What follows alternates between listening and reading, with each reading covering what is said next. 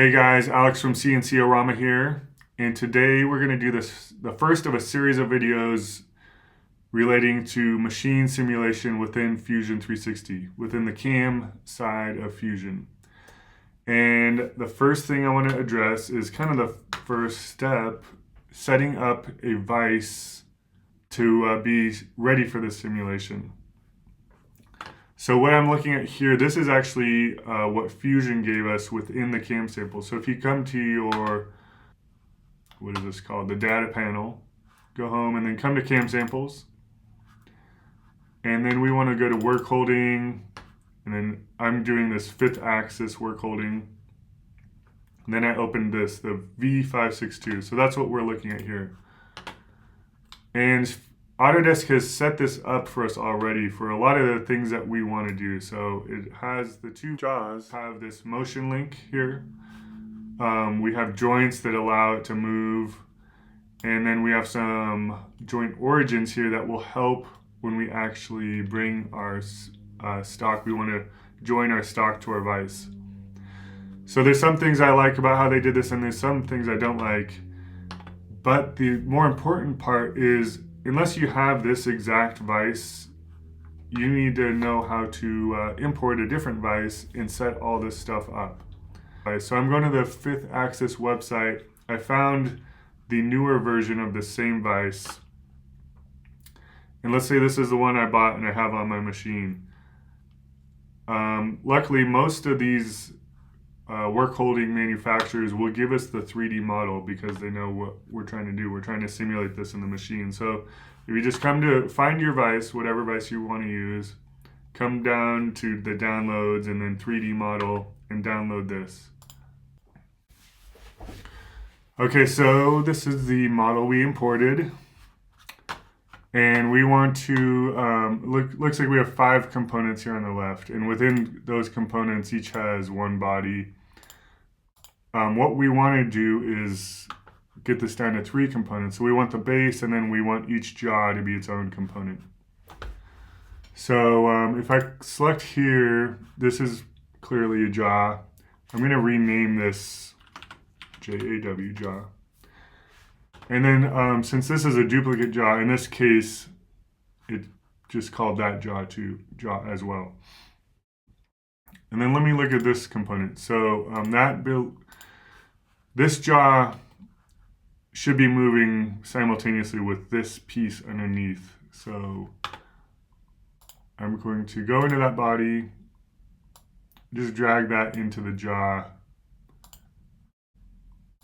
And that actually worked for both of these.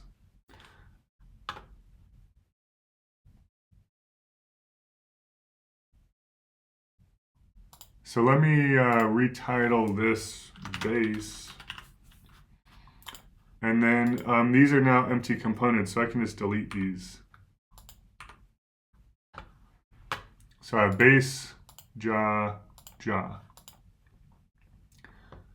All right, so now I want to add some joints. So right now, if I drag this off, it just is flying in space. So I need to add a joint. So I'm going to revert position, bring it back to where it was.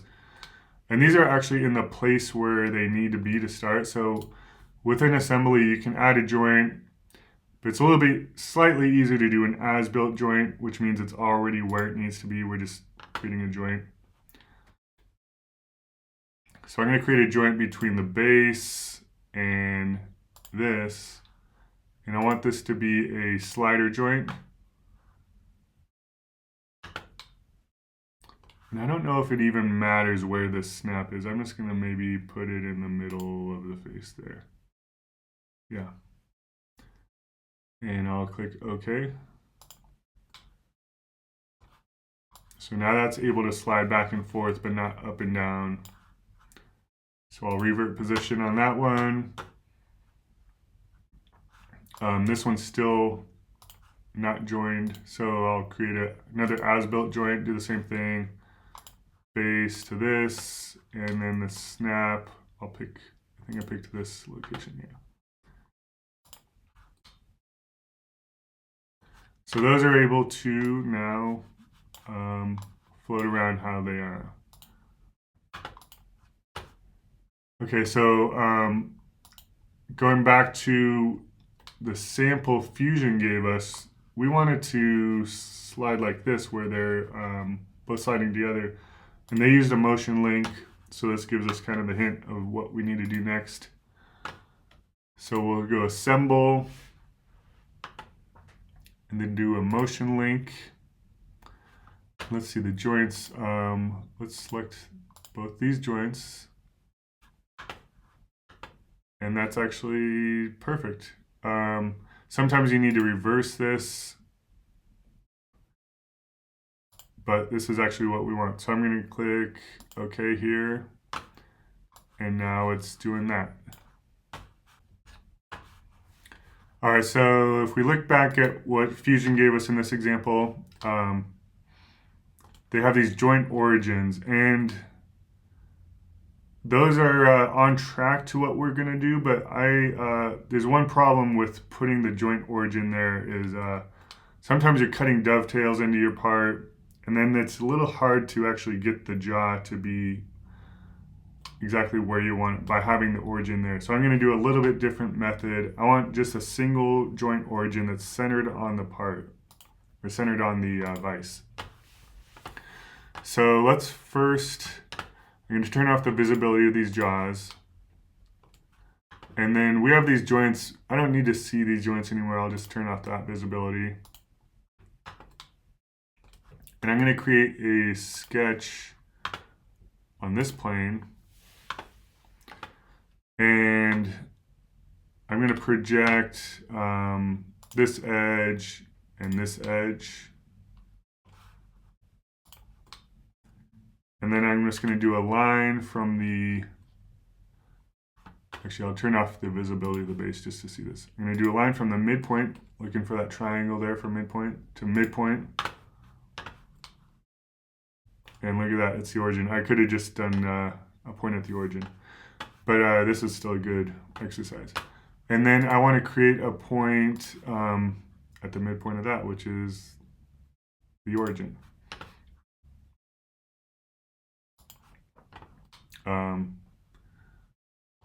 Okay, so if I turn back on my base,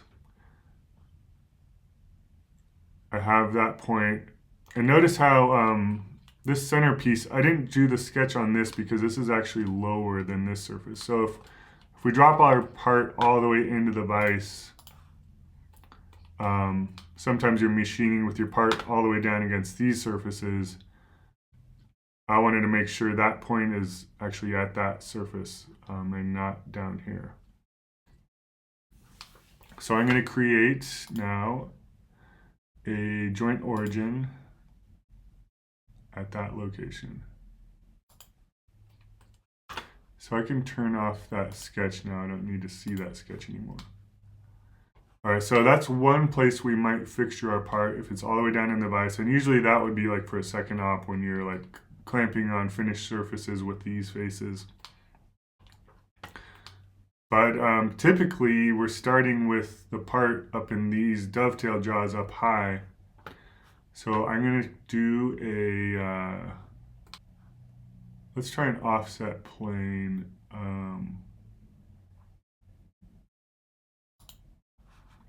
So let me start from like the XY plane here, bring it up, and rather than a distance, I'm going to say to object.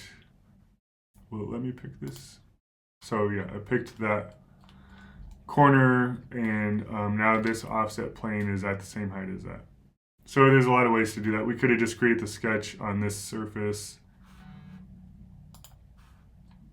But by doing that, I think I get the same origin. So I'm going to create a sketch on that new plane we just created.